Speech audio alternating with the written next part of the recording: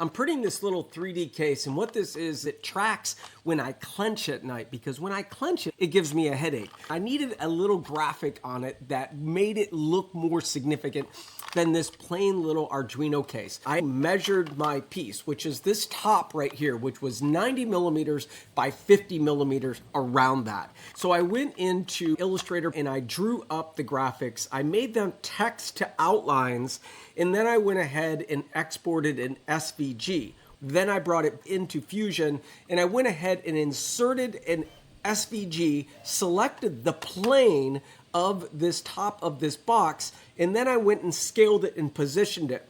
I made that shape by extruding it, and then by extruding it, I was able to subtract it, or what they're used, the combine tool, and I select combine, first select this surface, then I removed the words, and why I'm waking up with a headache and why I wake up happy.